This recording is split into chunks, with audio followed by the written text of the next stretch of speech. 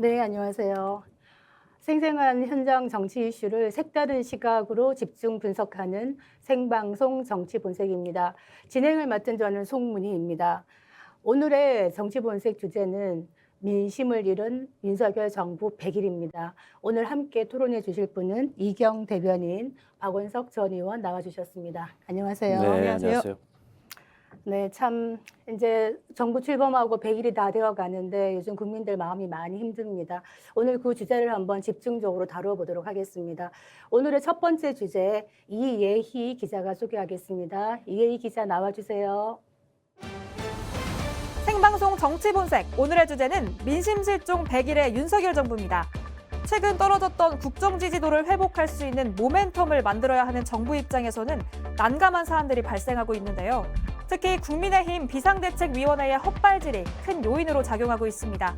김성원 의원의 망언을 비롯해 재난 현장에서도 아무렇지 않게 농담을 하는 비상식적인 행동들, 게다가 주호영 비대위원장까지 마치 언론의 탓인 것 마냥 반응하는 모습이 보도되면서 연일 시끄러운데요. 비대위는 첫날부터 삐걱거리고 있습니다. 첫 번째 주제, 국민의힘 비대위 첫날부터 침몰입니다. 네.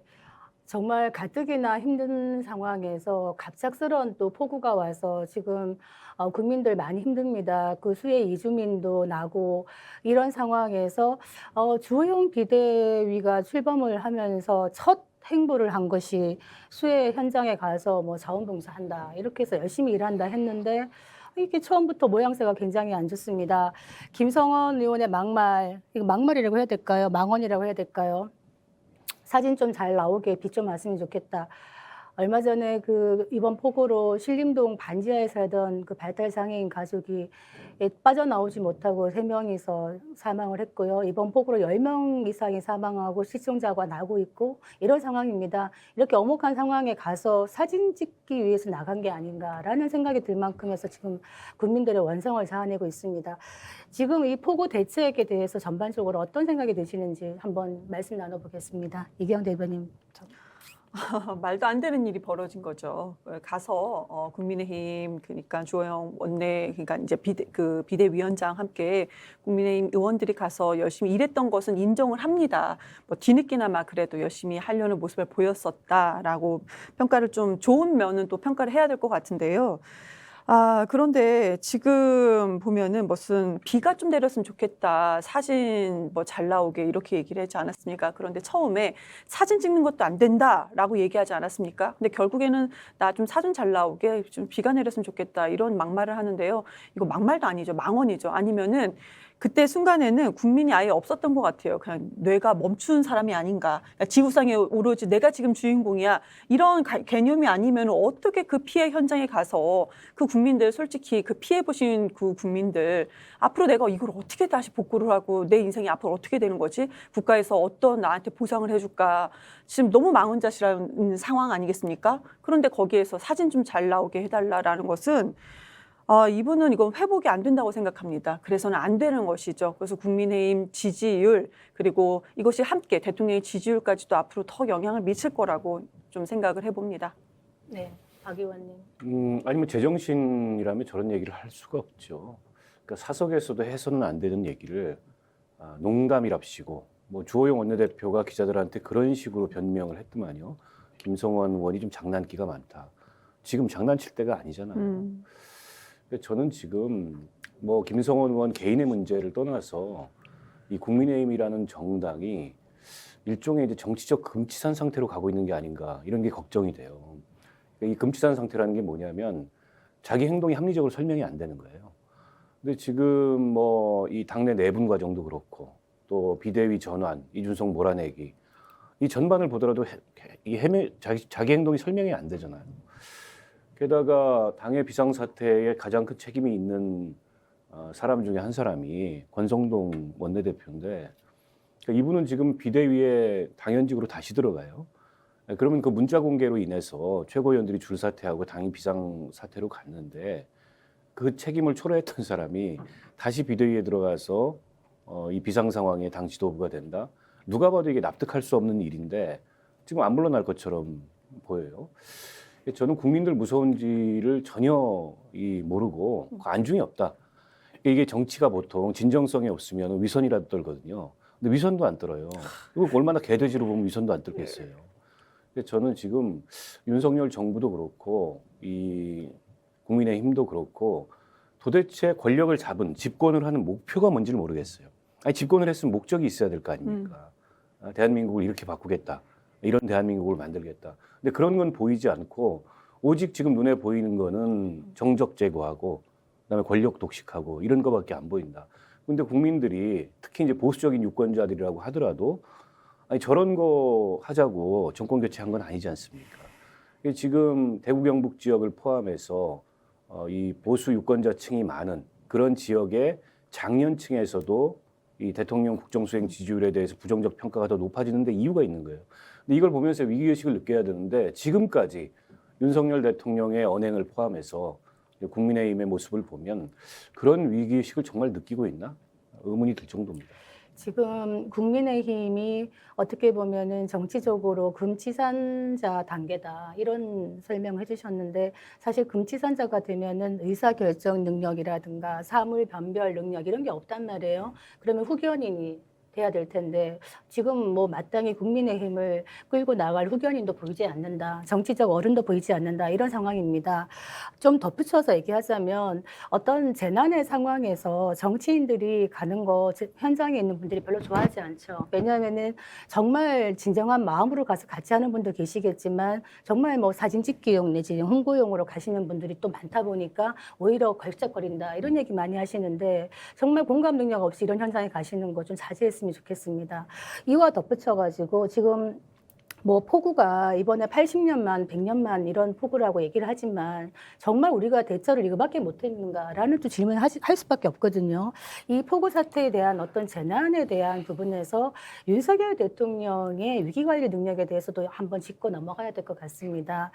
대통령의 그 발언 중에 내가 퇴근하다 보니까 저 아래쪽이 아크로비스타는 약간 높은 데 있습니다만 그 밑에 쪽이 벌써 잠기는 것 같더라라고 말씀하신 것 때문에 지금 좀 시끄럽습니다. 어떻게 생각하시나요? 그런 모습을 봤으면 상식적으로 차를 돌리거나 아니면은 전화를 해서 비서실에 이거 내가 돌아가야 되는 거 아니냐 본인이 판단이 안 서면 이게 이제 상식적인 정치인들의 기본 태도거든요. 근데 그러고 그냥 집에 간 거예요. 그리고 그 다음 날 현장에 나가서도 전혀 그 현장 상황을 저는 사전에 파악하고 나가지 않은 것 같아요. 그 지나가던 아저씨가 하는 얘기처럼 몇 시에 이 사고가 났냐 그러니까 10시라고 얘기했잖아요. 주무시다가 이렇게 됐구나. 아니 8시에 이미 물이 차오르기 시작해서 10시에 구조대가 도착했을 때는 다 사망한 뒤였어요. 그런 상황 파악이 전혀 안 된 채 나가서 상황에 맞지 않는 얘기를 하고 제가 가장 경악했던 건 오세훈 시장하고 둘이 앉아가지고 그 지하 이 방을 들여다보면서 아니 어제 우리 집 1층에도 내 사는데 1층에도 물이 차오르더라. 지금 그 비통한 가난의 현장에 가서 서초동 아크로비스타 얘기를 할 때입니까? 이건 공감 능력이 없는 정도가 아니고 결여된 정도가 아니고 공감이라는 게 뭔지 모르는 이런 이 멘탈의 소유자가 아닌가 싶고 그리고 이제 이 위기관리 시스템은 이상 없이 작동했다고 얘기하는데 언론에도 지금 잘 이제 그런 기사들이 안 나오는데 대통령은 집에 있었고 총리는 중앙재해대책본부에 가서 상황 관리를 했어요. 근데 청와대 옮길 때 가장 쟁점이 됐던 것 중에 하나가 이른바 이제 지하벙커라고 얘기하는 위기관리센터입니다. 이게 지금 가동이 되고 있는지 모르겠어요. 그 위기관리센터의 모습은 지금 한 번도 비추지 않았거든요.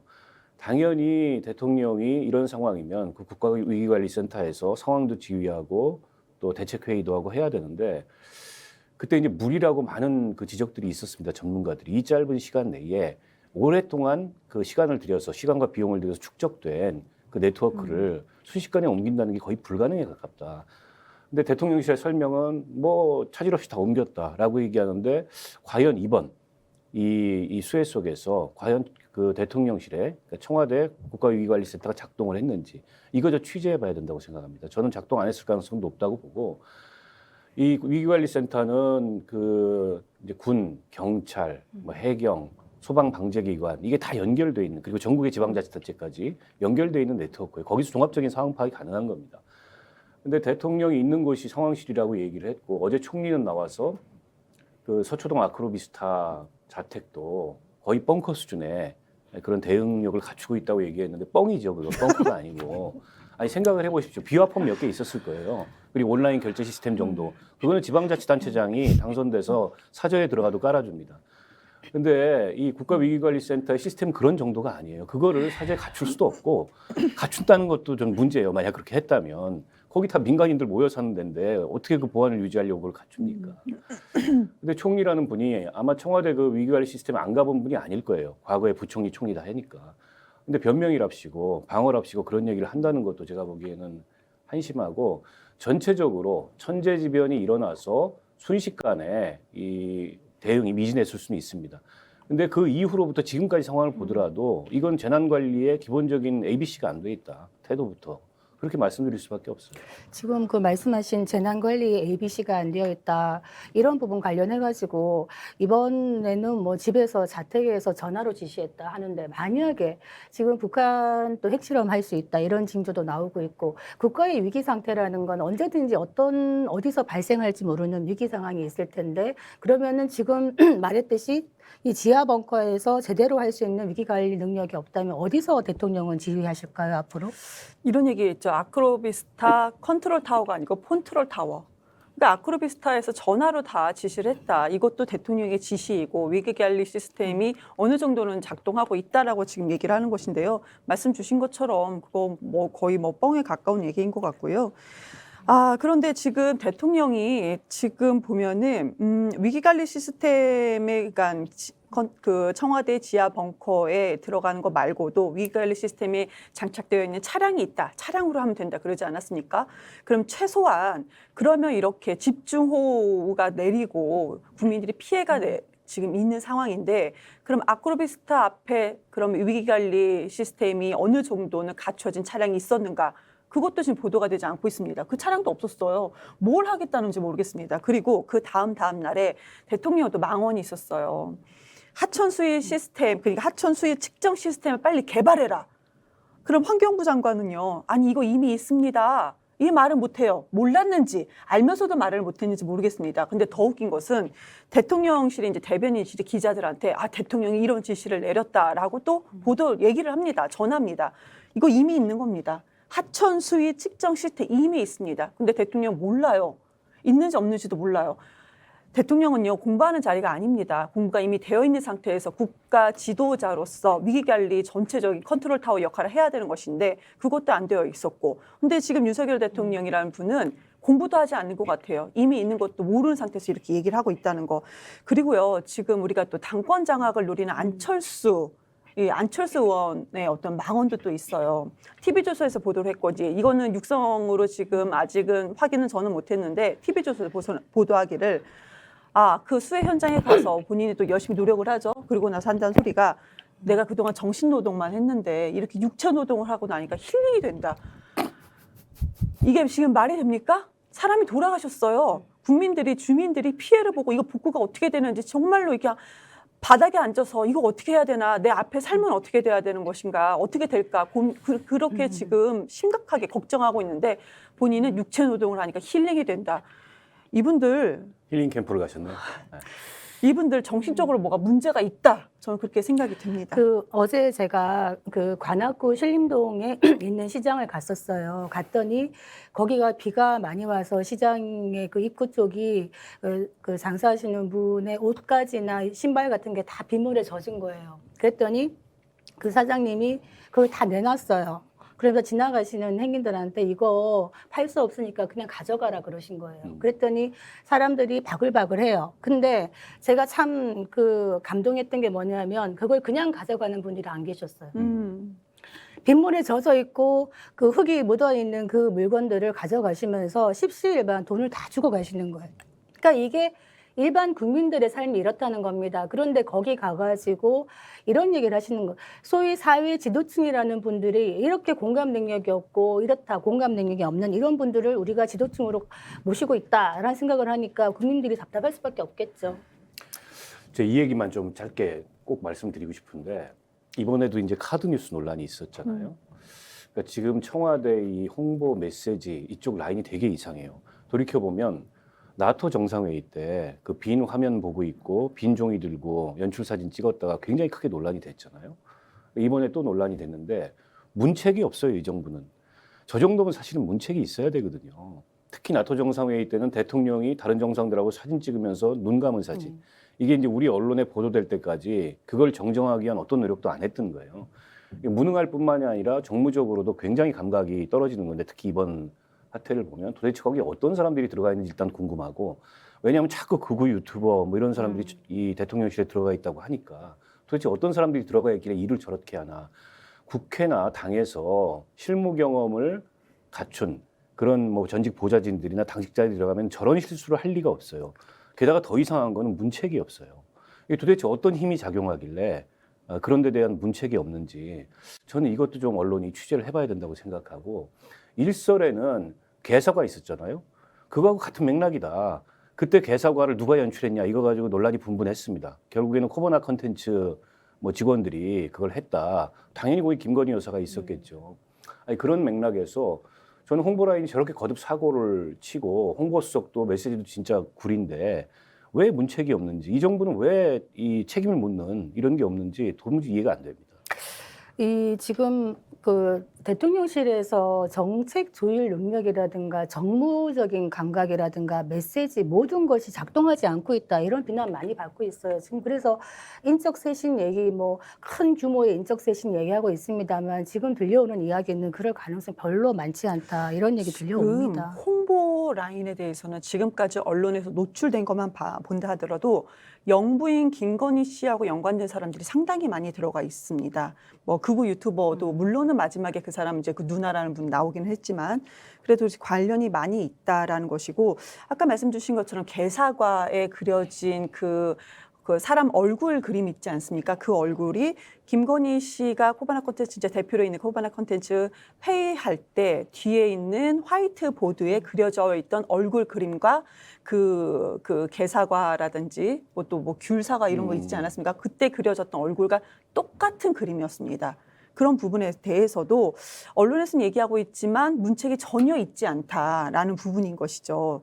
그런데 보면은 왜 문책이 없는가? 왜 우리가 이 지난번에 관저라든지 대통령실 집무실에 공사할 때 이때 관여했던 연관되어 있던 사람들, 그러니까 수의 계약으로 공사를 따냈고 이랬던 분들이 다 김건희, 그러니까 영부인 김건희 씨한테 후원했던 아니면은 후원했다고 목록에는 올라 있고 그쪽에서 말하기를 후원은 안 했지만 공사는 했다. 아무튼 관계되어 있는 사람들 아니겠습니까? 근데 거기서 나왔던 증언이 있어요. 우리가 어떻게 제어하지 못한다. 대통령실 관계자들 내부에서 나왔던 증언이 그 부분에 대해서는 우리가 어떻게 관계할 수 없다. 컨트롤할 수 없다. 이런 증언이 또 언론 보도에 나오지 않았습니까? 그러니까 그런 것 같아요.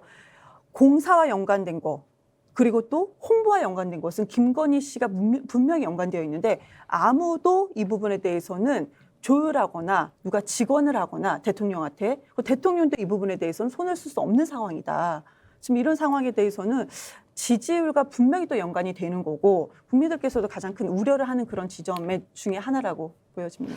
네, 뭐 이런 부분 사실 지금 대통령실에서도 많이 계속 생각을 해야 될 부분이 아닌가 싶습니다. 답답한 이야기 계속하면 1시간도 하겠습니다. 저희가 이제 조금 더 좀 심도 깊은 논의를 한번 들어가 보죠. 그러면 이 난국을 타개할 무슨 대체제가 있을까? 지금 다음 주제로 한번 유승민 의원 이야기가 나오겠습니다. 한번 들어가 보시죠. 오늘의 두 번째 주제는 윤핵관을 벌이는 보수 민심입니다. 국민의힘 차기 당대표 적합도 조사에서 유승민 전 의원과 이준석 대표가 나란히 1, 2위를 차지했습니다. 왜 민심은 유승민을 띄우는 걸까요? 윤 대통령의 지지세 하락 상황에서 합리적 보수 유권자들이 유 전 의원에게 관심을 갖고 자유롭게 의사를 표출하고 있는 겁니다. 또 이준석 대표와 갈등 관계인 윤핵관에 대해선 국민들에게 사실상 버림받았다고 표현했는데요. 윤석열은 원래 우리가 원했던 사람이 아니라는 보수의 마음 되돌릴 수 있을까요? 오늘의 두 번째 주제 함께하겠습니다. 네, 우리가 왜 그 옛날 영화 보면 돌아온 장고 젊으셔서 모르시죠? 돌아온 처음 장고. 들어요. 저야 알죠. 저희 같은 세대군요. 거기 보면은 돌아온 장고라는 영화가 있는데 딱 이렇게 관을 끌고 나타납니다. 장고가. 그러면서 멋지게 총을 쏘는데 지금 약간 장고가 연상되는 분이 있어요. 유승민 의원. 윤석열 대통령 지지율이 떨어지고 있고 이준석 대표가 지금 뭐 이제 거의 내쳐진 상태인데 이준석 대표의 후견인처럼 보이는 이런 이제 또 분. 그리고 경기지사 선거 때 사실은 경선에서 떨어지면서 정치적 생명력이 다한 거 아니냐라는 그런 평가를 좀 받았던 분이 굉장히 화려하게 지금 복귀하고 있습니다. 차기 국민의힘 당대표 적합도 조사 1위. 이거에 대해서 어떻게 한번 보시나요? 아니 뭐 돌아온 장고가 될지 그냥 장고만 하다 말지 아직은 모르겠는데요. 그러니까 일종의 반작용이죠. 지금 정권이나 국민의힘의 상황을 보면서 특히 이제 중도층의 민심 같은 경우에 많이 돌았었잖아요. 근데 중도층 입장에서 보기에는 이대로 되겠나. 그래서 이제 이 눈에 들어오는 대안을 검토하다 보니까 유승민 의원이 상대적으로 이제 좀 부각이 되고 있는데, 근데 문제는 전통적인 보수 지지층에서 인기가 별로 없어요. 그게 이제 특히 탄핵 때 무슨 배신자 이미지, 박근혜 대통령이 배신의 정치 이런 걸로 유승민 의원 내쫓았잖아요. 근데 그게 워낙 강하기 때문에 특히 유승민 의원도 TK 출신인데 보수 본산인 TK에서 인기가 없고 보수 지지층에서 인기가 없고 거의 배신자 취급을 하고 있기 때문에 과연 이제 뭐 정치적 부활이 가능할지 본인이 특히 이제 지난번에 경기지사 선거에서 내상이 너무 컸어요. 물론 이제 그에 대한 일종의 이제 동정 여론 그리고 윤석열 대통령을 비롯해서 윤핵관들 너무한다 이런 비판 여론이 있는 것도 사실이고 그게 일종의 이제 유승민 의원의 정치적 동력이 될 수 있는 것도 사실인데 만약에 지금 윤석열 정부의 지지율이 이 회복을 못하고 그리고 국정 동력이 만회가 안 되고 이대로 그냥 가라앉는다라고 하면은 저는 특히 이제 보수층 합리적 보수층에서부터 대안을 찾고자 하는 그런 흐름이 나타날 거고. 유승민 의원이 하나의 대안으로 저는 주목받을 가능성이 있다고 봅니다. 그 유승민 의원의 등장에 대해서 지금 사실 그동안 그 배신자 낙인으로 오랫동안 고생하신 분이거든요. 근데 지금의 이 시점에서 그 멍울을 좀 벗을 수 있을까? 그 멍에를 좀 벗고 새로운 어떤 정치적 자산으로 다시 한번 저평가되는 어떻게 보면 낙폭 과대주라고 볼 수 있는 부분이 있는데 다시 한번 우량주로 갈 수 있는가? 제가 오늘 아침에 주식을 봤더니 유승민 의원 관계된 뭐 주주라고 하면서 테마주 소위 그거 믿으면 안 됩니다만 그런 거 막 올라가고 있더라고요. 그러니까 이게 어떻게 보면은 이제 지금의 민심을 또 반영하는 것일 수도 있는데 유승민 의원에 대해서 TK 소위 보수라고 하는 TK에서도 이제는 유승민 의원의 그 배신자 낙인을 좀 떼줘야 되는 게 아닌가 하는 움직임이 좀 있는 것 같아요. 어떻게 생각하시나요? TK 쪽에서는 배신자 낙인이 어떻게 될지는 잘 모르겠어요, 솔직히. 그것은 지금 현재로서는 배신자다 아니다 이것을 따질 겨를이 없는 국민의힘 내부 분위기인 것 같아요. 그걸 따질 때가 아니죠. 우선 유승민이 왜 우량주로 이렇게 급부상을 했느냐. 윤석열 대통령과 윤핵관과 전혀 반대인 사람, 완전 반대인 세력을 찾았을 때가 유승민이거든요. 근데 이준석도 물론 있긴 있습니다. 그렇지만 이준석 전 당대표의 어떤 입지는 지금 많이 어려운 상황인 거고, 그랬을 때 이제 유승민인데, 근데 그 바로 직전에 아까 경선 얘기도 해주지만 경기도지사 경선에서 완전히 안 됐죠. 그런데 처음에 김은혜 전 의원이 갑자기 당선인의 대변인이었다가 나중에 후발주자로 완전 나섰는데 경선에서 완전 뒤집은 거란 말이죠.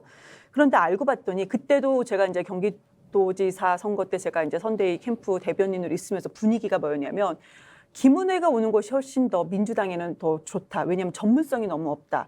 유승민 의원은 전문성이 그래도 상당히 있다라는 그런 개념이 있었고 경기도에서는 어떤 경제 전문가를 요즘 우리 그 시대에서는 지금 현재 시점에서 국민들이 원하고 있지 않습니까? 근데 김은혜 의원 같은 경우는 그때 당시 본인이 뭐 달동네에 살았다 막 얘기를 했어요. 근데 알고 봤더니 달빛이 보이는 동네에 사니까 난 달동네에 살았다. 이런 비슷한 그런 실언과 망언들을 상당히 많이 했었거든요. 근데 이런 사람이 이겼어요. 유승민 의원을. 그러니까 그때 당시는 분위기가 그랬지만 정치는 생물이라고.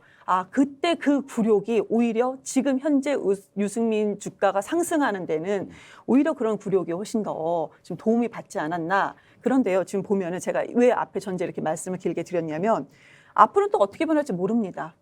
지금은요, 유승민이 그 대안책으로 다른 사람이 더 있다라고 한다면은 또 당내에서 입지가 좁기 때문에 또 그 떨어질 수가 있는 것이에요. 근데 우선은 지금 급부상하고 있다. 그런데 윤석열을 포함한 내부의 국민의힘 윤핵관들의 비슷한 아니면 준윤핵관 분들이 또 어떤 결정을 내리느냐 따라서는 또 완전 무릎 꿇고 납작 엎드리면 또 분위기가 반전될 수도 있거든요. 그럴 때는 어떻게 될지 모르겠습니다. 저는 정치적 재기를 하려면 국민의힘을 깨야 된다고 봅니다. 유승민 의원이. 국민의힘은 TK 정당이에요. 벗어날 수가 없어요. TK, PK 정당입니다. 근데 TK, PK 기반으로 유승민 의원은 본인하고 맞지도 않고 그리고 거기서 본인 지지해주지도 않고 정치적 재기 가능성이 없다. 그러면 수도권을 기반으로 또 세대로 보면 20대부터 40대까지의 이런 그 상대적으로 젊은 세대를 기반으로 한 중도 보수 정당으로 저 당을 깨버려야 된다. 근데 그런 정도의 결기 없이 저 당내의 어떤 기회 구조를 또 틈타가지고 뭘 해보려고 하면 불가능할 거다라고 보고 TK는 이미 뭐 홍준표 이 시장이 있고 그리고 여전히 그 배신자 이미지가 굉장히 강하고 그리고 국민의힘이 지금 갈수록 수구적인 색채가 더 더해지고 있잖아요. 뭐 중도적이거나 뭐 합리적이기는커녕 제가 보기에 윤석열 대통령은 본인의 이념성을 드러난 바가 없지만 제가 추정컨대 저는 극우에 가깝다고 봅니다. 그리고 극우 유튜브를 그렇게 많이 본대요. 그럼 과연 이게 극우로서 이 대한민국 유권자들이 대한민국 국민이 바라는 그런 정치를 할 수 있느냐? 저는 유승민 의원이 결단을 한다면 전에서 또 뭐 어떻게 기회를 잡아보려고 할 게 아니고 과감히 저걸 깨버려야 된다. 물론 이제 바른미래당 실패의 아픔이 있습니다. 근데 바른미래당은 제가 보기에 탄핵 때문에 그냥 피난간 일종의 임시정당이었고 다시 돌아올 걸 예정하고 간 정당이었는데 지금 만약에 일종의 정계 개편에 나선다면 그런 차원이 아닌 거죠. 지금 제3지대가 크게 비어 있어요. 안철수 대표의 투항 이후에. 근데 그 제3지대에 저는 뭐 진보 쪽에서도 깃발을 꽂을 수 있고 보수 쪽에도 깃발을 꽂을 수 있다고 생각합니다.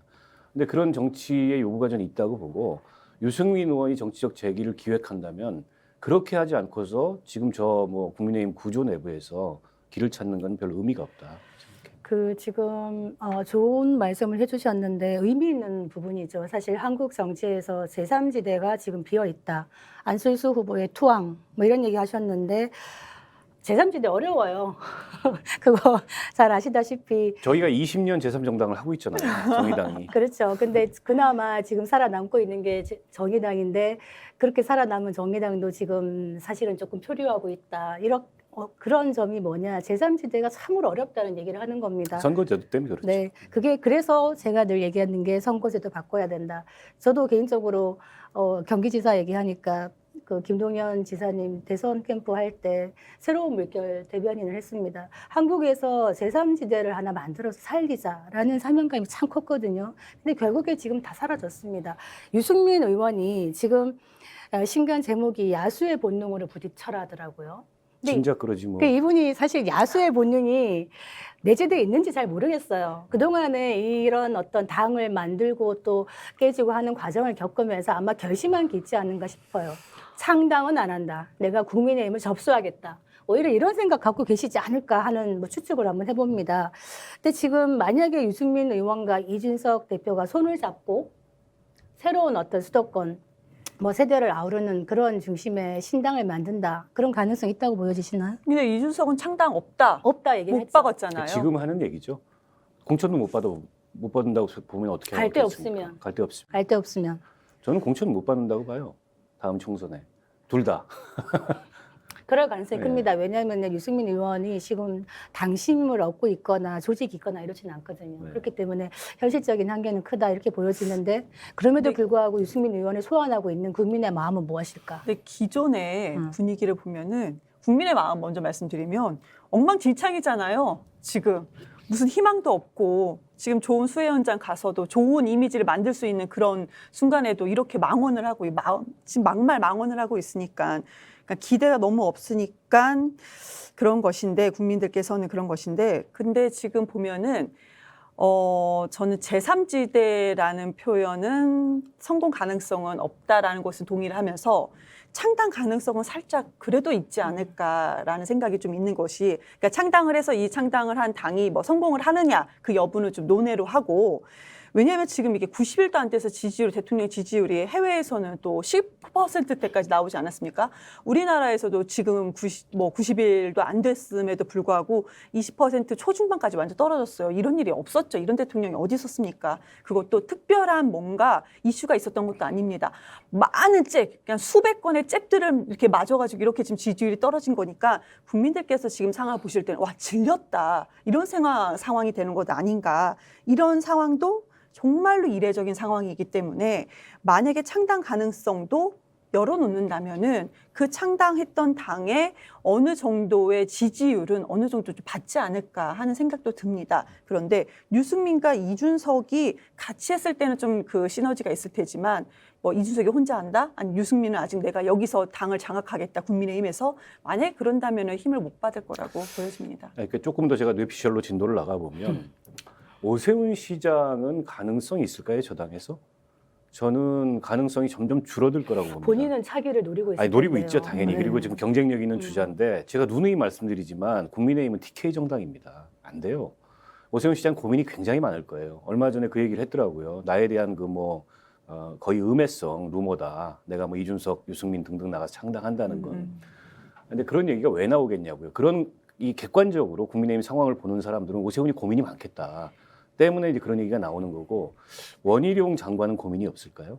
원희룡 장관은 이 태생부터가 극우하고는 어울리지 않는 사람이에요. 합리적인 정치인이죠. 그렇죠. 그리고 본인이 영리한 사람인데 어떤 정치적 포지션, 또 어떤 이념적 포지션, 어떤 정책적 포지션을 취해야 본인이 가능성이 있을지를 고민할 사람이라고요.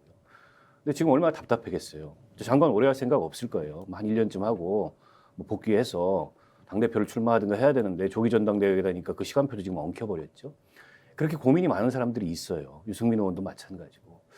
그러면 계속 이 국민의힘과 윤핵관이 장악한 국민의힘과 윤석열 정권이 이 오르막 없는 내리막만 탄다면 이분들의 그런 고민이 과연 어떻게 해소가 될 건가. 저는 때문에 여전히 그런 가능성이 있다고 보고요. 제3지대 성공 가능성에 대해서 두 분 다 이제 회의적이신데, 그렇죠. 지금까지는. 근데 이건 이제 제도 탓이 굉장히 크고, 저는 그 제도를 바꾸고자 하는 그런 동기들이 정치권 여기저기서 생겨날 가능성이 있고, 민주당이라고 제가 보기에 지금 이대로 하나로 간다고 보장하기가 어려워요. 특히 이재명 의원이 당대표가 된다면. 그러면 또 이게 제도를 바꾸고자 하는 동기가 민주당 쪽에서 생길 가능성이 있기 때문에 정치는 뭐 여러 가지 가능성들이 언제든지 나타날 수 있어서 저는 그 정계 개편의 가능성이 아주 없다고 보기 어렵고, 지금 이제 유승민, 이준석만 놓고 보면 그런데 과연 성공할 수 있겠냐, 동력이 약해 보이는데 여전히 지금 고민이 쌓이고 있는 그런 사람들이 많다, 국민의힘 저는 내에. 굉장히 공감이 가는 게 지금 말씀하신 뭐 오세훈, 원희룡 그런 어떻게 보면 차기 주자들 이런 분들이 아마 분명히 앞으로 갈수록 자기 목소리를 어떤 방식으로든 내려고 할 것이고, 어떻게 보면은 민주당과 국민의힘에서 서로 해쳐 모여하면서 합종 연행하는 그룹들이 또 이렇게 선을 가로질러서 모여질 수도 있는 가능성도 있다. 굉장히 높은 형태의 아주 다양한 형태의 정계 개편이 이루어질 수도 있겠다. 이 과정에서 뭐 창당도 있을 수 있겠고, 다만 그 과정에서 중요한 거는 개헌의 논의가 굉장히 뜨거워질 것이다라는 생각은 해봅니다. 여기서 우리가 조금 이제 답을 찾아가야 되지 않겠어요? 지금 답답하다 이 얘기만 하고 있으면 보시는 분들도 답답할 것 같아요. 그래서 다음 주제로 넘어가서 우리가 답을 한번 찾아보겠습니다. 마지막 주제 만나보시죠. 오늘의 세 번째 주제는 국민에게 무시당하는 정부입니다. 국민의힘은 비대위 전환과 동시에 이준석 대표의 가처분 신청에 나섰는데요. 또 폭우 피해에 대한 대처를 전화로 지시한 윤 대통령에게 비난이 거셉니다. 하는 일마다 꼬이고 있는데요. 당 혼란과 분열 수습이 먼저인 것 같습니다. 이제 민심은 더 이상 대통령을 기다려주지 않을 것 같은데요. 모든 것을 내려놓아야 한다는 지적이 나오고 있습니다. 오늘의 마지막 주제 함께 하시죠. 네, 국민에게 무시당하는 정부라고 지금 타이틀을 잡았는데, 사실은 더 정확히 말씀드리면 국민이 걱정하는 정부, 국민이 대통령을 걱정하고 국민이 나라를 걱정하는 지금의 시대다. 어떻게 우리가 이걸 돌파할 것인가. 우리라도 좀 머리를 모아서 지금 비판만 할 게 아니라 어떡하겠어요, 지금. 우리가 있는 남은 기간 동안 성공한 정부가 되도록 노력을 해줘야 될 텐데, 자, 어떻게 해야 될까요? 지지율 하락의 원인으로서 국민들께서 참여했던, 여론조사에 참여했던 국민들께서 하셨던 말씀이 인선입니다. 인선 문제가 있으니까 인적 쇄신이 분명히 있어야 되죠.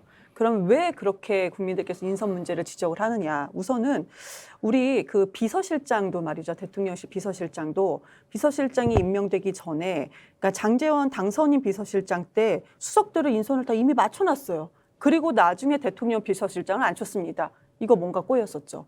지금 검찰총장도요. 검찰총장이 지금 있지도 않은 상태에서 한동훈 장관이 아니 어떻게 총장의 대변인까지 다 임명을 다 끝내놨어요. 이게 말이 됩니까? 이거 다 문제가 있는 것이죠. 그리고 마지막으로 한덕수 책임 총리 한다고 하지 않았습니까? 책임 총리라고 했는데 장관들, 그러니까 한덕수 총리가 임명되기 바로 전날에 프린트 한 장을 딱 줬다고 합니다. 아, 장관들은 이렇게 라인이 끝났다. 이게 뭡니까?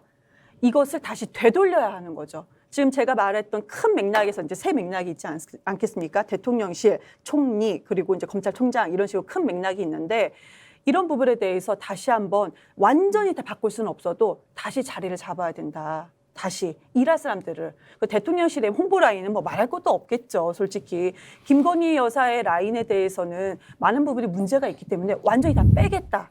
이렇게 좀 해야 되겠죠. 그래서 그런 부분이 만약에 국민께서 지적하는 부분이 다시 한번 국민의 뜻을 받들여서 우리가 그럼 전부 다 바꿔보겠습니다. 다시 하겠습니다. 이런 얘기가 없다면은 어려울 것 같습니다. 이 부분에 대해서 정말로 경청을 하시고 국민들, 제 목소리가 아니고요. 국민들의 목소리에 경청을 하시고 진짜 국민만 바라보고 가야 된다라고 보여집니다. 그러니까 저는 취임 100일이라는 게 하나의 분기점이 될 거라고 봅니다. 대통령이 휴가 돌아와서 어떤 쇄신안을 내놓느냐 이걸 이제 지켜봤는데 휴가 갔다 왔는데 지금 뭐 수해가 났어요. 지금 일단 상황 관리가 시급하니까 여론도 조금 유보해 놓고 취임 100일을 계기로 어떤 메시지를 내는지, 어떤 국정의 비전을 내는지, 그리고 어떤 쇄신안을 제시하는지 이걸 좀 지켜볼 거라고 생각합니다. 근데 이제 그게 없다면 아마 지금보다 여론은 훨씬 더 악화될 가능성이 있고 그때 되면 이제 통제불능의 상태가 될 가능성이 높다고 보고요. 일단 첫 번째로 이 말의 권위와 신뢰를 회복해야 된다, 대통령이. 지금 대통령의 메시지나 말의 신뢰와 권위가 다 무너졌어요. 무슨 얘기를 해도 그럴싸하게 들리지 않는 거예요. 오히려 뭐 저런 얘기를 해. 뭐 상황에 맞지도 않는 이런 비판이 훨씬 더 커져 있거든요. 근데 이 초래한 책임이 누구냐? 본인에게 있어요. 그리고 이 대통령실 참모들한테 있습니다. 도어 스태핑이라는 형식은 집착했는지 모르겠는데 그걸 내용으로 채우지 저는 못했다고 보고요. 우선 시급한 건 이 메시지, 말의 신뢰와 권위를 회복해야 되는데 그래서 중요한 게 취임 100일 앞두고서 8.15 경축사가 있고 8월 17일 날 기자간담회를 지금 한이 많이 뭐 설이 분분한데 당연히 해야죠. 더 나아가서 저는 문재인 대통령이 과거에 했던 국민과의 대화 같은 이런 걸 해야 된다고 생각합니다. 지금 본인은 소통하는 사람이 되겠다고 했는데 소통이 전혀 안 되고 있어요. 그러니까 본인 스타일의 소통만 하고 있는 거지 국민들은 전혀 소통을 하고 있다고 느끼지 않거든요. 그걸 바꾸지 않으면은 제가 보기엔 이 말의 권위 신뢰 회복이 굉장히 어렵다라고 보고 두 번째로는 전면적 인적 쇄신해야 됩니다.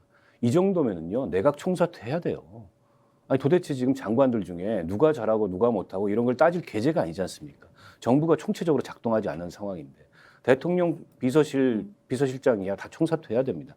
그리고 전면적인 쇄신안을 내야 되는데 과연 윤 대통령의 저런 인사 마인드로 할 사람이 거기에 들어와서 할 사람들이 있을지 전 차라리 이 전현직 국회의원들이 하는 게 훨씬 낫다고 봐요. 저렇게 하려면은 나경원 의원 같은 분 놀고 있잖아요. 그런 분들 장관시키는 게 나아요. 저 박순애 같은 사람 데려와가지고 사고 치는 것보다는. 왜냐하면 적어도 국회에서 검증이 됐고 또 국회에서 훈련된 정무적인 감각이라는 게 있기 때문에 그렇게 엉망진창으로 하지는 않는다는 거예요. 그래서 이 너무 윤핵관들 중심으로 이렇게 쓰려고 하지 말고 좀 인사폭도 넓히고 전면적인 쇄신해라. 그리고 세 번째로 이 당과의 관계에 있어서 윤핵관들하고 헤어질 결심을 하시라. 헤어지라는 게 아예 그냥 결별하라는 게 아니고 윤핵관을 통해서 이 당을 관리하고 본인의 의지를 당에 관철시키려는 이런 시도를 하지 말아야 된다. 당에서 뭐 당무에 관여 안 하겠다고 얘기했지만 말로만이지 다 관여했잖아요. 다 관여했다고 지금 국민들은 보고 있거든요. 저는 이거 바꿔야 된다. 그리고 차기 전당대회를 통해서 제대로 된 지도부가 들어서서 이 좀 건강한 상호 시너지가 나는 그런 당청 관계를 구축해야 되는데 이건 제 바람일 뿐이지 뭐 현실은 그렇게 안 될 가능성이 훨씬 높겠죠. 지금 바램 얘기하셨는데 사실 이런 바램들 우리가 공유하고 있는 게 아닌가 싶습니다. 그런데 지금 코로나가 다시 재확산되고 이런 상황에 보건복지부 장관도 공석이죠.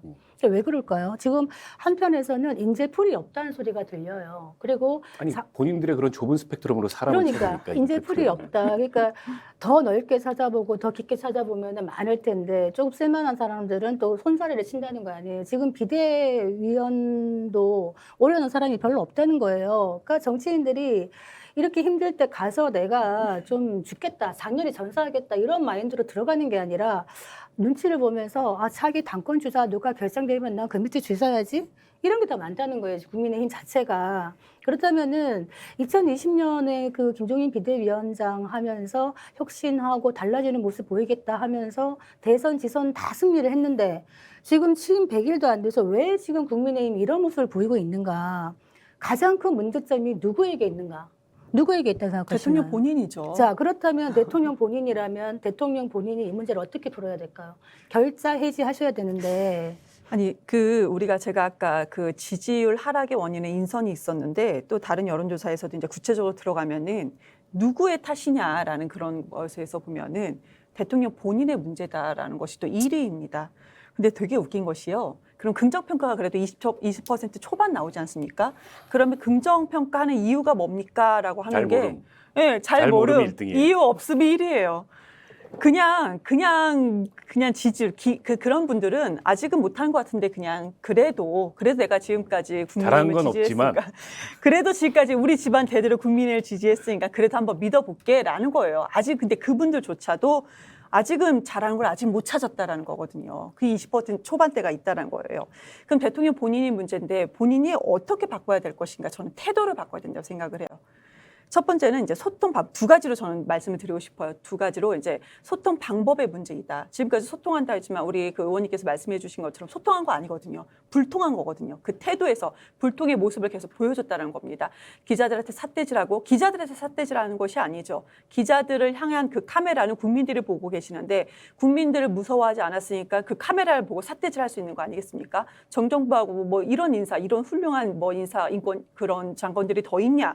있었느냐 이렇게 얘기한 것도 솔직히 국민들께서 뻔히 보고 계시는데도 무서워하지 않았던 그런 태도인 거고 저는 꼭 두 번째 이거 얘기 드리고 싶었던 것이 내용을 채워라. 그러기 위해서 공부를 좀 하셔라. 진짜 공부 좀 했었으면 좋겠습니다. 밤새 공부했으면 좋겠습니다. 퇴근 시간, 출근 시간 다 찍히지 않습니까? 그러면 최소한 퇴근 시간 정말로 그 전에 교통 통제에 대해서 국민들께서 불편함이 있는데 어떻게 하실 거냐 그랬더니 새벽에 퇴근하고 새벽에 출근한다고 했습니다. 최소한 그런 모습을 앞으로 100일만이라도 보여라. 그럼 그때 그냥 그런 모습만 보이는 것이 아니고 진짜 공부하는 모습을 보여라. 도어스텝 인터뷰 합니다. 근데 국민들께서 그 인터뷰 할 때마다 실망하고 기자들이 안 좋은 기사 쓰는 이유가 뭐냐? 내용이 전혀 없습니다. 그러니까 국정 운영에 대한 철학도 아니고 깊이가 전혀 없습니다. 내용에 깊이가 전혀 없다. 제가 아까 앞에서 지적했었던 거 하천 수위 측정 시스템 이거 당연한 거 아니겠습니까?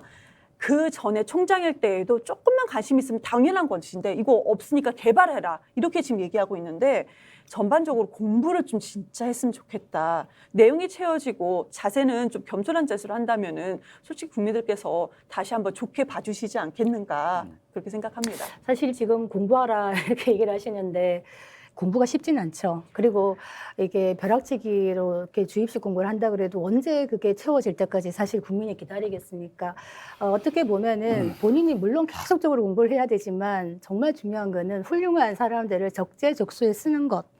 그러니까 능력 있는 사람들, 이렇게 훌륭한 사람들 보셨습니까? 그런 훌륭한 사람들이 아니라 정말 국민의 눈높이에 맞을 수 있는 그런 훌륭한 능력을 가지신 분들을 적재적소에 쓰는 용병술이 정말 필요한 시기다. 제가 왜 이 말씀을 드리냐면 그 최근 영화 한산 그 보셨는지 그 보러 갔더니 그 하깁진 많이 아시죠? 하객진 전법이 나오잖아요. 거기서 충무공 이순신이 그 하객진을 짤 때 혼자 한 10초 정도 나오는 장면이 뭐냐 하면은 그 모양을 그리면서 그 각 군선들을 지휘할 지휘관들을 배치를 하는 거예요. 이 사람은 특성이 어떠니까 저돌적이고 공격적이니까 중간을 내세우고, 이 사람은 진중하니까 우측을 맡기고, 이 사람은 능력은 있는데 성격이 급하니까 주변 군선에 도움을 받게 해야 돼. 그런 식으로 해가지고 짭니다. 지금 윤석열 대통령이 필요한 거는 바로 그런 거. 인사가 만사라고 하는데 지금 인사가 망사가 된 거예요. 그래서 그렇게 하려면 본인이 부족한 걸 인정해야 되겠죠. 내가 다 알아. 고집을 쓸데가 아니라 이런 조언들에 대해서 저 사람들은 반대파일 거야. 저는 윤석열 정부의 성공을 바라는 사람입니다. 다 그러실 겁니다. 그래서 이런 거에 대해서 아까 태도 얘기하셨는데 좀 낮은 자세로 고집을 쓰지 말고 국민의 목소리를 듣고 100일 기자간담회 꼭 하셔야죠. 국민들 앞에 나서서 소통하고 정말 솔직하게 부족한 부분 인정하고 앞으로 제가 낮은 자세로 임하겠다. 이 말씀 진정으로 하셨어도 국민들이 아마 마음이 많이 달라지지 않을까. 뭐 이런 기대를 해보게 됩니다. 두 분 말씀 뭐 일맥상통한 게 있는데요. 혹시 세상에서 제일 위험한 놈이라고 욕하면 안 되죠. 위험한 사람이 어떤 사람인 줄 아십니까? 무식한데 확신 갖고 있는 사람. 책 한 권만 읽은 사람이 세상에서 제일 위험해요. 제가 이 말씀을 왜 드리냐면 본인의 경험치에 대한 과신, 이것만큼 위험한 게 없어요. 근데 본인의 경험이 뭡니까? 검사밖에 없어요. 근데 용병술, 용인술을 얘기하셨는데 검찰의 용인술이라는 게 뭐예요? 충성이잖아요. 그렇게 해서 그 내부에 패거리 만들고 그게 이제 검찰의 소위 엘리트 검사들로 구성된 이 특수부의 실체였었고 그걸 해온 분이잖아요. 근데 국정은 그렇게 간단한 게 아니에요. 그보다 훨씬 더 복잡한 종합 예술이고 훨씬 더 고도의 그런 이 전문성과 고민과 또 근본적으로 어떤 이 국정에 대한 철학과 세계관이 있어야 되는 거죠. 그런 게 없는 게 하루아침에 뭐 생기지 않겠죠. 그러면 사실은 뭐 국정 운영을 혼자 하는 게 아니니까 진짜 전문가들의 도움도 받아야 되고 조력도 받아야 되고 그러려면 자기를 비워야 됩니다. 책 한 권만 읽은 거 가지고서 이게 다 진리고 이게 다 세상 만사를 작동하는 원리라고 과신하는 것부터 저는 틀렸다. 지금 보면 국민들도 다 느껴요. 대통령이 이 대통령직 수행의 엄중함과 두려움을 갖고 있지 않구나. 너무 이걸 가볍게 생각하는구나. 그러니까 말도 막 하고 태도도 겸손하지 않고 검찰총장 할 때는 특히 이제 문재인 정부 말미에 추미애 장관, 박범계 장관, 뭐 조국 사태부터 등등 싸우면서 상대적으로 그런 것들이 탄압받는 이미지로 부각이 됐을 수는 있어요. 근데 지금 이제 그런 상황이 아닙니다. 지금 뭐 민주당이 나를 탄압한다 이렇게 얘기할 수가 없어요. 여전히 뭐 전 정권이 나를 탄압한다 얘기할 수가 없습니다. 이제 다 자기 책임이에요. 자기 책임 하에서 이 두렵고 엄중한 대통령직 수행과 국정 운영을 어떻게 할지에 대해서 저는 정말 초심으로 돌아가서 100일을 기점으로 다시 한번 대통령이 생각을 해보고 본인의 부족한 게 있다면 주변의 조력도 받고 아니 야당의 조력은 왜 못 받습니까? 야당이 뭐 다 방해하고 윤석열을 망해라 이런 생각만 갖고 있는 게 아니에요. 그럼 뭐 국민이 불행한데 그러면은 총공정이 국정이 되기 위해서 대통령이 바뀌길 바라는 마음에 비판도 하고 문제 지적도 하는 거거든요. 그런 야당의 조력은 왜 못 받습니까?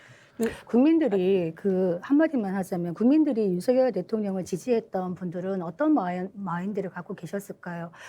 그런 과정들을 보면서 저 사람은 기존의 어떤 여의도 문법과는 완전히 다르고 뺀질뺀질한 정신들하고 다르다, 우직하다, 순수하다 이런 부분을 아마 높이 평가한 너무 정치를 그렇게 부정적으로 그런 묘사하지 마세요. 부분이 있습니다. 그런데 그런 부분들이 지금 보이지 않고 미숙하고 이런 부분만 보여지다 보니까 100일에 지금 이런 사태가 벌어지는 것이라 어떻게 보면은 윤 대통령의 캐릭터에서 장점이라고 보여지는 그런 부분들을 다시 살리는 그런 것도 필요하지 않겠나 뭐 이런 생각은 들거든요. 윤석열 대통령이 글쎄요 우직하고 순수하다고 잠깐 평가한 적은 있었지만 저는 저는 좀 그 모습이 안 보였고요. 제가 왜 공부하라고 했냐면 윤석열 대통령은 지금까지 보면은 검찰총장일 때도 보면은 그러니까 주인공 1인칭 주인공 시점으로 모든 것을 파악을 해요. 왜 우리 검찰총장일 때도 보면 우리 언론에서도 저녁에 술자리에서 90% 이상 혼자 얘기를 다 한다고 하지 않습니까? 그런데 지금도 그렇대요. 지금도 전문가들 주변에 이렇게 아무래도 전문가들이 있겠죠. 어떻게 대통령실에 전문가가 없겠습니까? 그런데 대통령의 말이 가장 많다는 보도를 저는 또 본 바가 있고 또 그쪽에서 나왔던 그 국민의힘, 그러니까 보수 패널도 방송에서 그런 식으로 얘기를 하고 있거든요.